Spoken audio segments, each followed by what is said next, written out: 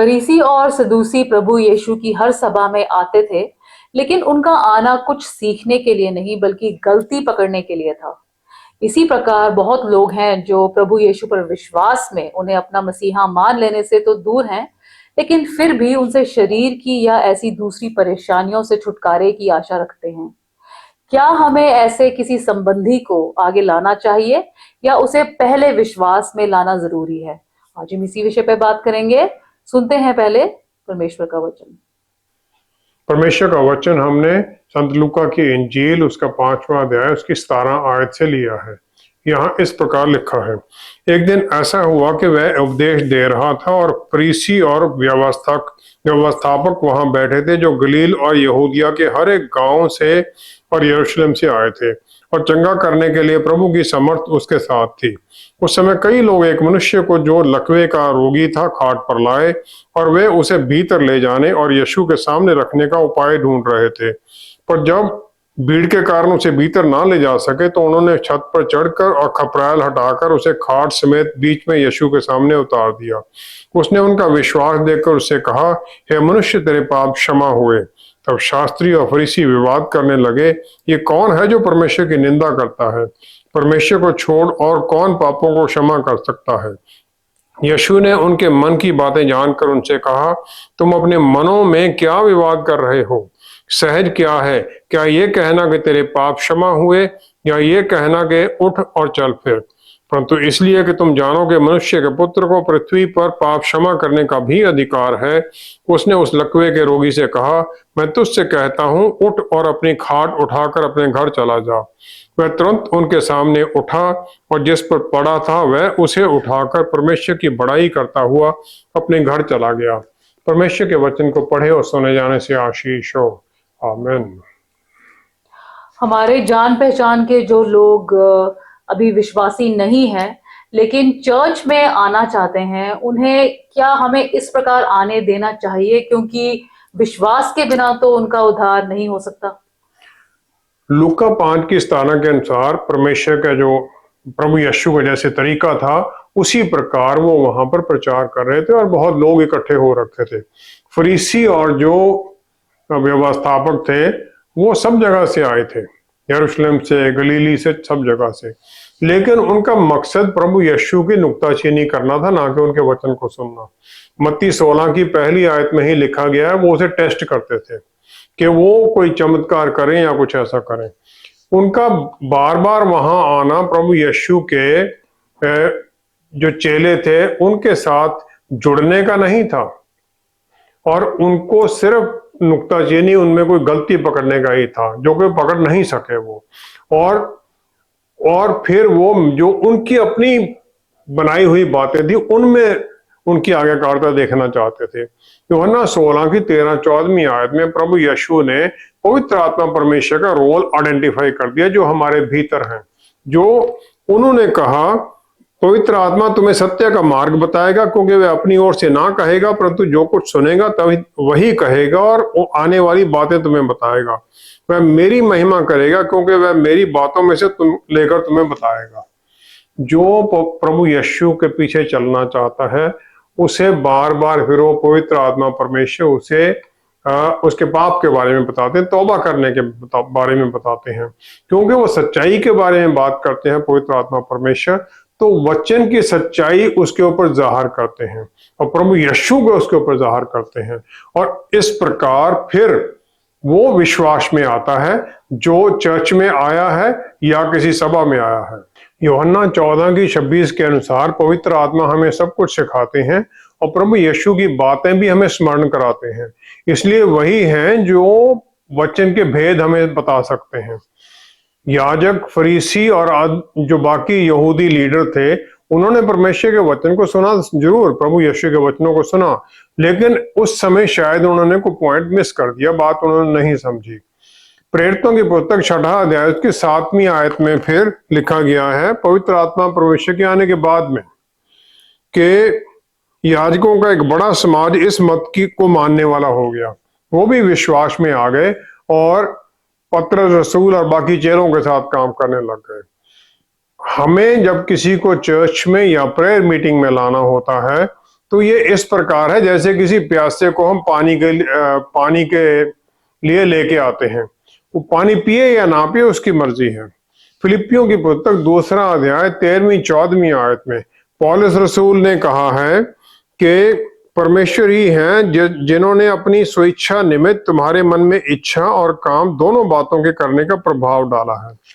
परमेश्वर ने अपनी इच्छा के अनुसार हमारे मन में ये इच्छा डाली है और फिर हमें वो काम करने का बल भी हमें देते हैं। इसलिए हम सब काम बिना कुड़कुड़ाए और बिना विवाद के किया करें। जब कोई चर्च में आना चाहता है या जिसके बारे में हमारे मन में कोई इच्छा आती है उसे लेके आए, तो ये हमेशा परमेश्वर का काम होता है। इसमें सिर्फ हमें अपना काम करना है। एक विश्वासी औरत जिसका पंजाब में जिसकी शादी हुई थी एक नॉन बिलीवर के साथ, और वो बड़े कष्टदायक समय में थी, क्योंकि हालांकि उसका पति तो उसे सपोर्ट करता था, लेकिन घर के बाकी लोग उसे वचन नहीं पढ़ने देते थे। तो उसके पास वचन पढ़ने का वो बोलती समय सिर्फ वही था, जब नहा के निकलना तो कपड़े बदलने के उसमें दरवाजा बंद कर लेना और 2 मिनट जो बाइबल खुली वहीं पढ़ लेना। तो कुछ समय बाद में और इसी प्रकार वो प्रार्थना करती रही अपने परिवार के लिए। कुछ समय बाद उसकी सास बीमार हो गई और उस बीमारी का कारण नहीं पता चल रहा था, डॉक्टर कुछ बता नहीं सके और उसकी परिस्थिति बदतर होती गई। फिर उसके पति ने अपनी मां से कहा कि तुम अपनी इस बहू को बोलो तुम्हारे लिए प्रार्थना करे। पहले तो वो मानी नहीं, लेकिन फिर उसने कह दिया उसे, और वो औरत प्रार्थना करने लग गई अपनी सास की पूरी चंगाई के लिए, क्योंकि परमेश्वर की इच्छा थी इसमें कि पूरा परिवार बचाया जाए, इसीलिए उसे वहां भेजा भी गया था शायद। तो वो जो लेडी थी चंगाई पा गई और पूरे परिवार ने फिर पूछना शुरू किया कि ये किस प्रकार हुआ, किस परमेश्वर की तुमने प्रार्थना की थी। उसने अपनी गवाही दी, प्रभु यीशु को पूरे परिवार ने मान लिया और उनका बपतिस्मा हो गया। मैगडाला की मरियम थी, जो मैगडाला गलीली के किनारे पर था। मार्कुस 16:9 के अनुसार उसे मेरी मैगडलीन कहा जाता है और प्रभु यीशु सबसे पहले उसे ही मिलते हैं। मार्कुस 16:9 के अनुसार लिखा है कि उसमें से 7 दुष्ट आत्माएं निकाली गई थी। वो अन्य औरतों में से एक थी जो कि प्रभु यीशु और चेलों के साथ जुड़ी रही और सलीब पर भी वो सलीब के सामने खड़ी थी, यूहन्ना नबी और बाकी औरतों के साथ में। फिर वो इतवार को सवेरे कब्र पर जाती है सुगंधी वाले वो सब स्पाइसेस लेकर, ताकि प्रभु यीशु के शरीर को प्रॉपर दफनाया जाए। और फिर वही है जिसे प्रभु यीशु पहले जी उठने के बाद मिलते हैं, और वो पहली अपोस्टल है, अपोस्टल मैसेंजर है, जिसे प्रभु यीशु उस वचन का संदेश देकर भेजते हैं चेलों के पास, जिन्होंने उसकी बात को यकीन नहीं किया। फिर प्रभु यीशु उन सबके पास आते हैं, उनके सामने आते हैं, तब उन्हें यकीन होता है। कहीं पर भी वचन के अंदर उसके रिजेक्टेड होने का या किसी और तरह से उसकी प्रभु यीशु द्वारा उसका तिरस्कार या चेलों द्वारा तिरस्कार किए जाने के बारे में नहीं लिखा गया है। और वो वचन में और प्रभु यीशु और चेलों की सेवा में लगी रही दूसरी औरतों के साथ में। एक औरत यहूदी लॉ के अनुसार उस समय उसकी गवाही नहीं मानी जाती थी, लेकिन प्रभु यीशु को इस बात के बावजूद उन्होंने उसे भेजा संदेश देकर, और वो भी रुकी नहीं। 591 एडी में 591 एडी प्रभु यीशु के जाने के बाद में पोप ग्रेगरी थे, जिन्होंने उसे एक प्रोस्टिट्यूट कह दिया। और वो इसलिए उन्होंने कहा कि जो 7 दुष्ट आत्माएं उसमें से निकाली गई थी, वो 7 जो सबसे भयंकर पाप हैं वो उसने किए थे। और बहुत लोग आज भी इस बात को मानते हैं कि वो प्रोस्टिट्यूट थी, हालांकि वचन में कहीं ऐसा नहीं लिखा गया है। 2 कुरिन्थियों 4 अध्याय 4 आयत में पौलुस रसूल कहते हैं कि जो वचन को नहीं मानते हैं उनकी बुद्धि को शैतान ने अंधा कर दिया है। और ये आत्मिक अंधापन है कि कहीं उनके मन में प्रभु यीशु की महिमा का जो संदेश है वो पहुंच ना जाए, कहीं उनके ऊपर प्रभु यीशु की महिमा की वो इमेज चमक ना जाए। और ये किसी इंसान के पास इसका इलाज नहीं है, इस अंधेपन का सिर्फ परमेश्वर ही इसे दूर कर सकते हैं। और कोई अगर आराधना में हमारे साथ जुड़ना चाहता है तो हमें ऐसे को स्वागत करना चाहिए उसका, क्योंकि हो सकता है पवित्र आत्मा ने, परमेश्वर ने पहले ही उसे छू दिया हो और हमारा उसे रोक देना परमेश्वर के काम को रोकने में, चलने में बाधा कर सकता है, रोक सकता है। हमें तो कोशिश करनी चाहिए कि ऐसे जो आते हैं उन्हें हम चर्च में स्वागत करें, उन्हें और उन्हें वचन के बारे में और जो भी उनके सवाल हैं उनके उत्तर देने की कोशिश करें। यरूशलेम में जो परमेश्वर का भवन था उसमें एक कोर्ट ऑफ द जेंटाइल्स था, जो यहूदी लोग नहीं थे उनके लिए वो एरिया था, ताकि वहां पर आकर वो आराधना कर सकें और वहां पर कोई भी आ सकता था। पहला कुरिन्थियों 12वां अध्याय 9वीं आयत में, विश्वास भी पवित्र आत्मा परमेश्वर द्वारा दिया गया एक गिफ्ट है और फिर ये हमें स्वर्ग राज्य के कामों में काम करने में सहायता करता है। जब कोई भी आता है हमारे साथ या चर्च में आ जाता है, किसी आराधना की सभा में आ जाता है, तो परमेश्वर ने उसे छुआ है तभी वो आया है। शायद उत्सुकता से आया हो, लेकिन उसके मन में जब वो आया है तो वचन का बीज बोया गया है और उसे फिर पानी उसके मन में पवित्र आत्मा परमेश्वर ने देना है, ताकि वो बीज पौधा बने और बड़ा पेड़ उसके अंदर विश्वास का पेड़ बन जाए। हमें उस काम में सहायता करना है, परमेश्वर के कामों में, और किसी को रोकना नहीं है। यही हमारी जिम्मेवारी और यही हमें करना है। बहुत लोग केवल किसी प्रॉब्लम के हल के लिए ही आते हैं। ऐसे लोगों के लिए क्या हमें प्रेयर करनी चाहिए?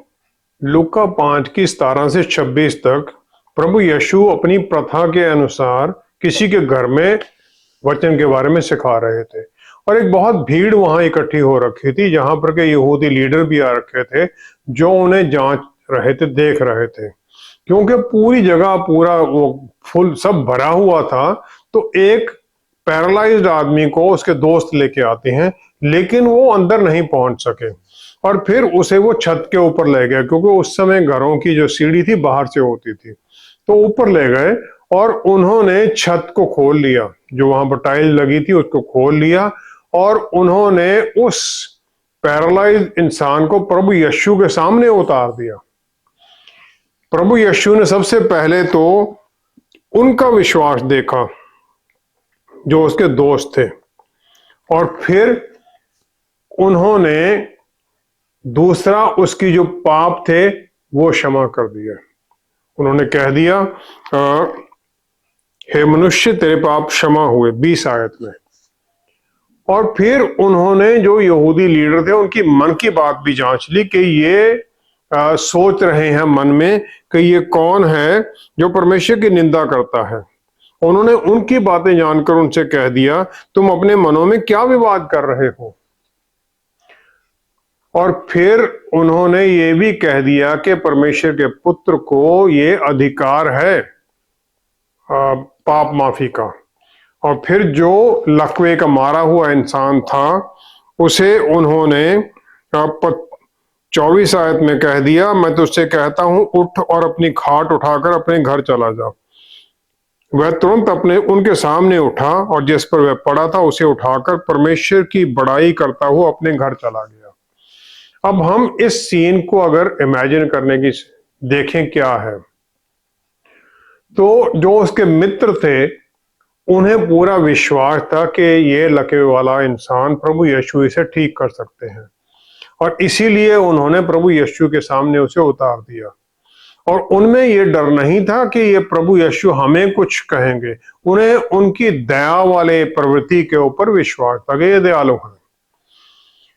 और उनकी डेस्परेशन भी हम देख सकते हैं, जब प्रभु यीशु ने उसकी शारीरिक चंगाई के बजाय उसकी आत्मिक चंगाई पर ज्यादा ध्यान दिया, उसके पाप पहले माफ किए, तो वो डेस्परेट होंगे कि प्रभु इसको चंगाई दे दो।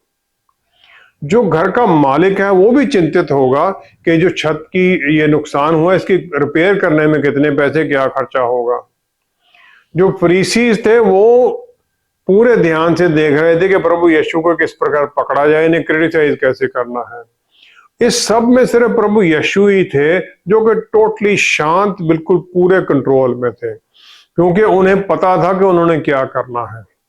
यूहन्ना 6:44 में प्रभु यीशु ने कहा, यूहन्ना 6:44 में प्रभु यीशु ने कहा कि कोई मेरे पास नहीं आ सकता जब तक पिता जिसने मुझे भेजा है उसे खींच ना ले। जब तक पिता उसे ना खींचे तब तक कोई मेरे पास नहीं आ सकता, उन्होंने ये कहा। और हम ये कभी जान नहीं सकते परमेश्वर ने किसको खींचा है ताकि वो परमेश्वर के पुत्र में विश्वास में आ जाए। इसलिए हम ये भी किसी तरह से किसी पोजीशन नहीं होते हैं कि किसको आना चाहिए, किसको आशीषें पानी चाहिए, किसको नहीं पानी चाहिए। लूका 6:27 आयत में, लूका 6:27 आयत में प्रभु यीशु ने ये आज्ञा दी कि अपने दुश्मनों से भी, जो आपके बैरी हैं उनसे भी प्रेम रखो, और जो तुमसे बैर करे उनका भला करो। शत्रुओं से प्रेम रखो और जो बैर करते उनका भला करो। प्रभु यीशु ने ये हमें सिखाई दी, और इसीलिए हमें जो चर्च में आ जाता है उसे आशीषित करना है, उसकी चंगाई जो उसकी इच्छा उसके लिए प्रार्थना भी करनी है। लूका 8:5 से 15 आयत में प्रभु यीशु ने एवेंजलिज्म के बारे में, एक जो बीज बोने वाला उसके बारे में बताया। 11वीं आयत में उन्होंने कहा बीज परमेश्वर का वचन है जो बोया जाता है। जब कोई आता है प्रार्थना में या चर्च में तो उसके मन में वो बीज बोया जाता है।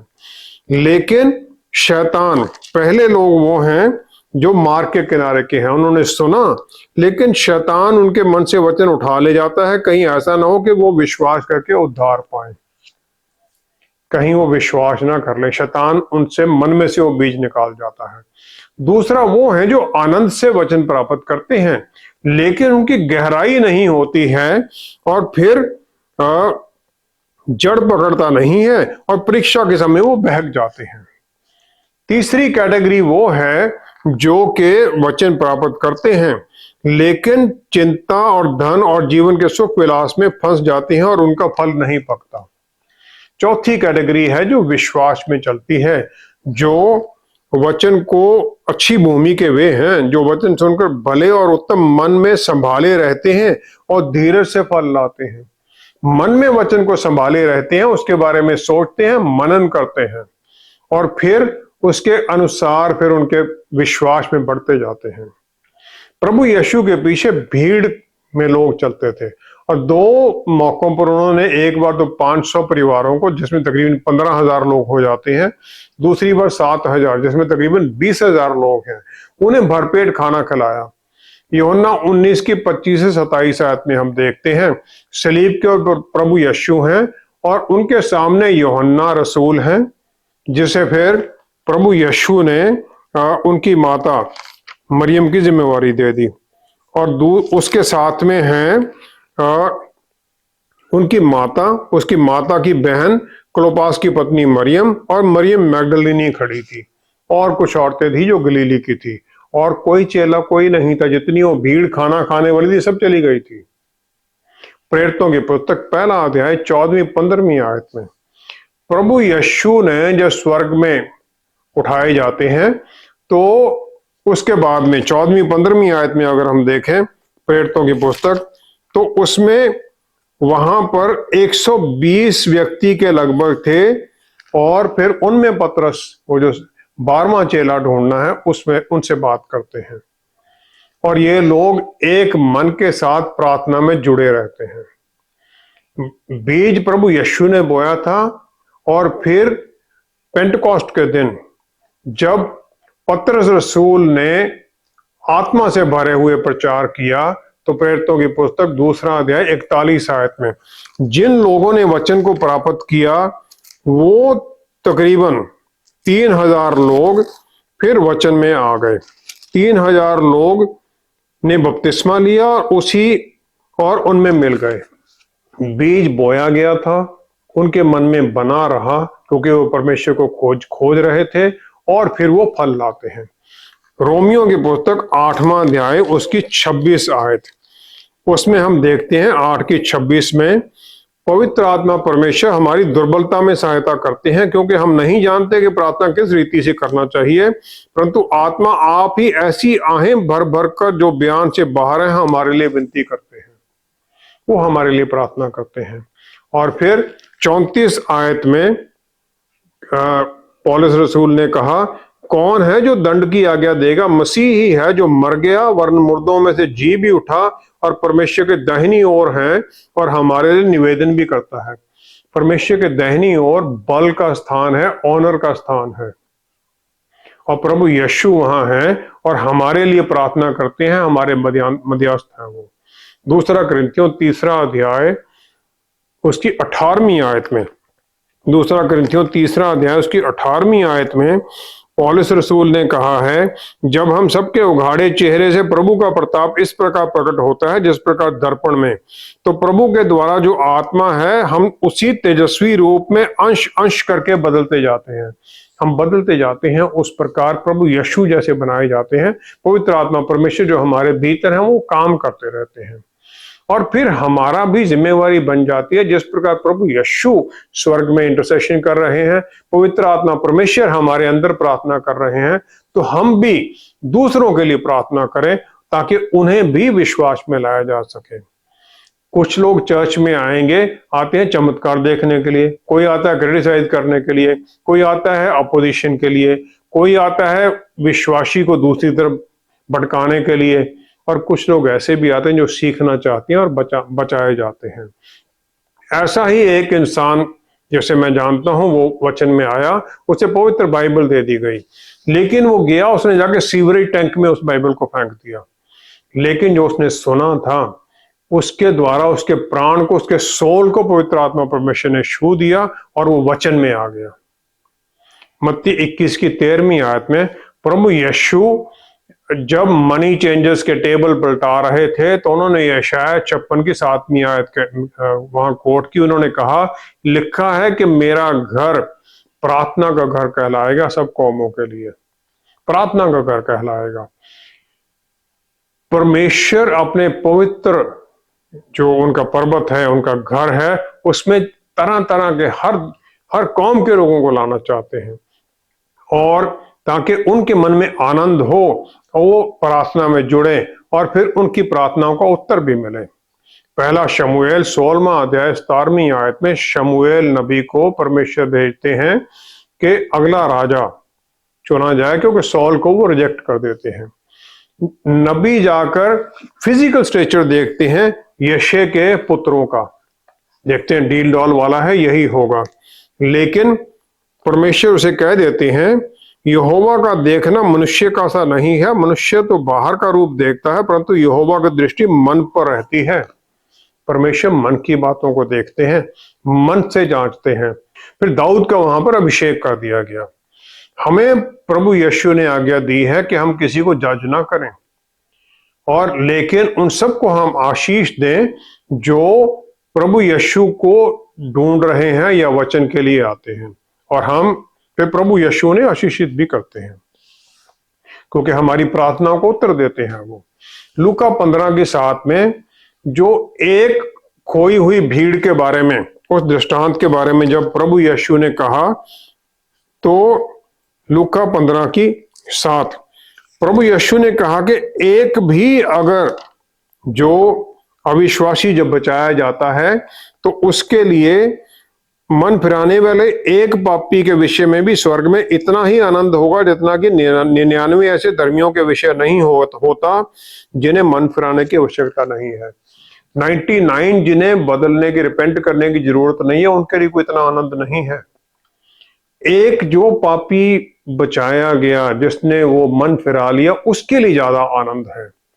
हमारे जो एनकरेजमेंट के वचन जो हम किसी को बोलते हैं, जब वो आता है उसका स्वागत करते हैं, उसे वचन सुनाने की कोशिश करते हैं, हो सकता है कि वो वचनों के द्वारा परमेश्वर ने जो उसको पहले ही चुन रखा है वो काम कर जाए, उसके मन में बदलाव आ जाए और वो तौबा करे और वचन में आ जाए, और हम स्वर्ग में उस आनंद और खुशी का कारण बन जाए। क्या हम ऐसा नहीं करना चाहेंगे? इसीलिए जो भी कोई हमें मिलता है, वचन के लिए आता है, हम उसका आदर के साथ उससे बात करें और उसको एनकरेज करें, उसकी निंदा करने, उसे भगाने की कोशिश ना करें। इसी के द्वारा हम अपने जीवन में परमेश्वर को महिमा देते हैं।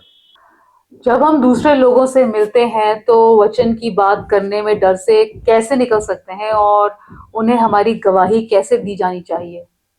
इसके लिए कोई सेट रूल नहीं हो सकता है, और ये एक नेचुरल तरीके से होना चाहिए, जितना कि नॉर्मल आप बातचीत करते हुए। हम किसी की बीमारी या उसके किसी रिश्तेदार की बीमारी के बारे में किसी से सुनते हैं, और फिर और दूसरी प्रॉब्लम जो कोई फेस कर रहा है, और फिर हम उनके साथ अपनी गवाही शेयर कर सकते हैं, मुझे ऐसा हुआ, मैंने चंगाई पाई या वटेवर, उस प्रकार हम शेयर करते हैं। और फिर हम उन्हें ऑफर कर सकते हैं कि हम प्रार्थना करें आपके लिए। याकूब की पुस्तक 5वां अध्याय 16वीं आयत में संत याकूब ने कहा है कि धर्मी जन की प्रार्थना के प्रभाव से बहुत कुछ हो सकता है। हमें प्रभु यीशु ने धर्मी बना दिया है हमारे पापों की माफी देकर, और हमारी प्रार्थनाओं से बहुत कुछ हो सकता है। जब हम प्रार्थना करते हैं तो हम एक्सपेक्ट करें कि उसकी हालत में सुधार होगा, और फिर परमेश्वर करेंगे भी उसमें सुधार, और फिर एक दरवाजा खुलता है कि हम वचन उनके साथ शेयर कर सकें। किसी ने ये सही कहा है कि एक इंसान जैसे प्याज होता है उस तरह का है, और हम उसकी लेयर खोलते रहते हैं, उसको जानते हुए एक लेयर खोलते रहते हैं, उसको जानते हैं। और इसी प्रकार हम जो गवाही देते हैं उसको समझने के बारे में है। पहला स्टेप इसमें ये है, एंट्री पॉइंट है, किस प्रकार उसे बात शुरू की जाए। बाद में फिर हम उसकी जो परिस्थिति उसके बारे में या उसके विश्वास के बारे में किसी भी बारे में हम बात कर सकते हैं, लेकिन हमें यह ध्यान रखना है कि किसी तरह से हमें वो गलत ना समझ ले, नहीं, और हम जजमेंटल ना कहीं बन जाए। दूसरा स्टेप है, किसी खास बात के ऊपर उसका ओपिनियन हम पूछें, और फिर उसको अपना ओपिनियन बताते हुए हम अपनी गवाही देने लग जाएं, और इस प्रकार हो सकता है वो विश्वास में आ जाए। हम उसे बताएं पापों की माफी के बारे में और प्रभु यीशु के बारे में। जो सही गवाही है वो दूसरे के दुख में साझेदारी करने के द्वारा है, और फिर हम उसका जो उत्तर है वो वचन के द्वारा बताते हैं। हर एक कॉन्वर्सेशन का जो बातचीत करते हैं उसका मकसद ये होता है हम किसी तरफ उसको मोड़ लें, और फिर जब हमारी ऑफर होती है उसको चर्च में आने के लिए या प्रेयर के लिए या किसी भी चीज के लिए, तो उसको हम बता दें इसमें कोई कंडीशन नहीं है, वो किसी भी समय जा सकता है छोड़कर। उसे यह भी बताना जरूरी है कि चर्च या प्रेयर मीटिंग में आने पर किसी तरह की कोई धन दौलत की कोई वो नहीं है, पैसे देना कोई जरूरी नहीं है, दान देना कोई आवश्यक नहीं है। और अगर कोई किसी सभा में नहीं आना चाहता है तो वन ऑन वन मीटिंग, अकेले की मीटिंग भी कहीं पर कराई जा सकती है, पास्टर के साथ या किसी लीडर के साथ। बहुत चर्च हैं जो कि ब्रेकफास्ट और लंच मीटिंग प्रोमिनेंट जगह पर रखते हैं, जहां पर कि कोई भी आ सकता है, ओपन, और वहां पर फिर गवाही शेयर की जाती है, एक दूसरे से बातें की जाती हैं, चर्च एल्डर्स होते हैं ताकि विटनेसिंग की जाए। बहुत बार बार हेसेड है जो हिब्रू भाषा का शब्द है, जिसका मतलब है अनुग्रह और परमेश्वर की दया। ये बार बार परमेश्वर के बारे में वचन में इस्तेमाल किया जाता है। जितना हम उनकी दया के बारे में जानते हैं उतना ही हम दूसरों को विटनेसिंग के बारे में समझने लग जाते हैं।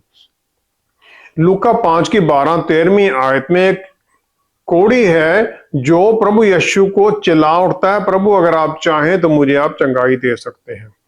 जो कोढ़ी था उसे सेरेमोनियली अनक्लीन माना जाता था, उसके नजदीक भी नहीं जाते थे लोग, लेकिन प्रभु यीशु ने अपना हाथ बढ़ाया, उसे छू दिया और फिर उसे कह दिया, मैं चाहता हूं तू चंगा हो जा, और वो चंगाई पा गया।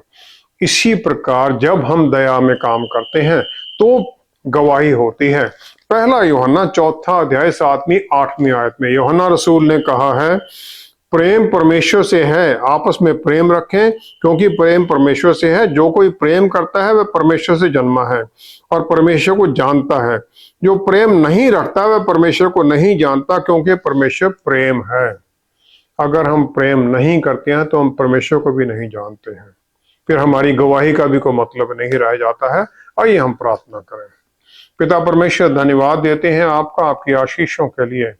हमें आपके प्रेम से इतना भर दीजिए कि वो प्रेम उमड़कर हमारे अंदर से दूसरों तक पहुंचे, हम दूसरों के ऊपर फिर वो प्रेम की वर्षा आपके नाम में कर सकें, पहुंचा सके आपके प्यार का संदेश उनकी तरफ।